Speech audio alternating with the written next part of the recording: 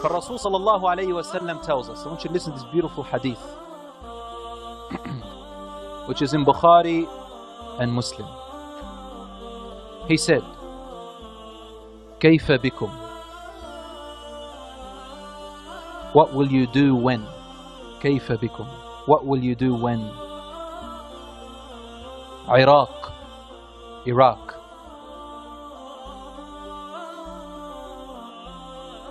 منعت العراق قفيزها ودينارها. When Iraq is denied its currency. The قفيزها is the old currency of Iraq.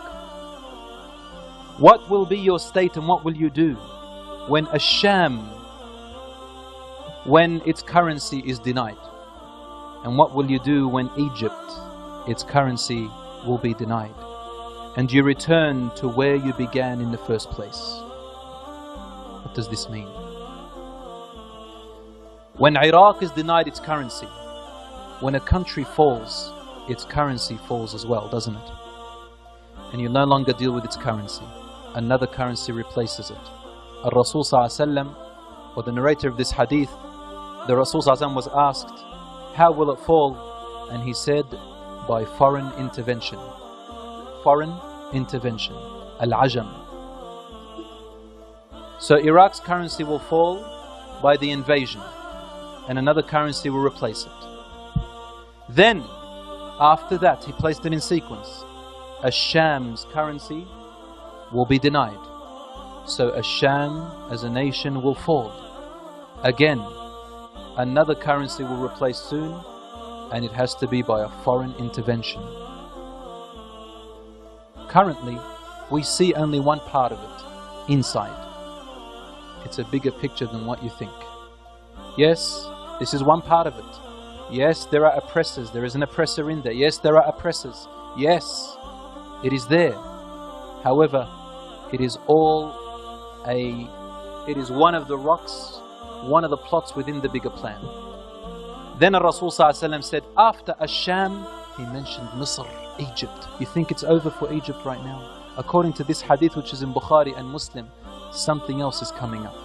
When a currency of a nation falls, it means that the country itself falls and there is an invasion.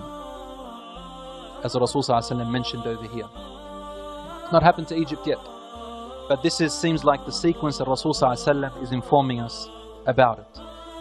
He also said in another narration, this hadith by Abu Huraira, تُنْتَهَكُ ذِمَّةَ اللَّهِ وَذِمَّةَ رَسُولِهِ. What does this mean? ذِمَّةَ Allah, meaning the Romans or the non-Muslims who used to exist at the time of Islam, when Islam ruled for more than 1,000 years. There were non-Muslims who lived in the lands of Islam, and they were called Dhummis, meaning the ones who are entrusted to us. They lived in our lands and we gave them the right to live in peace, and they had to pay something in return for our protection of them. But not the Muslims. Muslims pay zakat. They had to pay this thing called jizya, which means that will protect you, provide you. Today they say tax, we call it jizya for the non-Muslims who live among us. Only this is a type of agreement.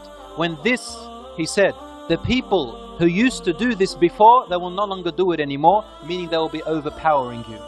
And these are the types of people who will invade you.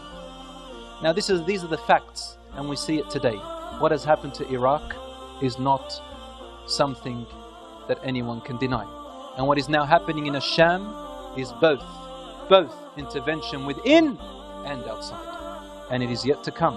Asham, however, is totally different to the rest of the world. It is different to Iraq. It is different to Egypt. It is different to everything. Asham means Lebanon, Syria, parts of Jordan, Palestine. They call it today Israel. I'll call Israeli territories are in there.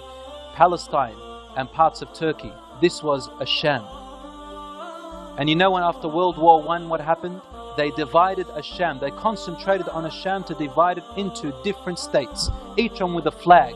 And they turned the Arabs and Turks against each other because we were once one nation. It was called the last Khilafah al-Uthmaniyya, because we became materialistic, and our pride of lineage and our pride of nationalism and our pride of racism crept into us. This was the best way to plot and plan to break us apart. Until today, look at us in misery, فالرسول صلى الله عليه وسلم said, اتركوها فإنها منتنة. Leave it alone, for it is a stinking carcass. It cannot bring anything but misery, unhappiness and stench. This is what's happening to us today.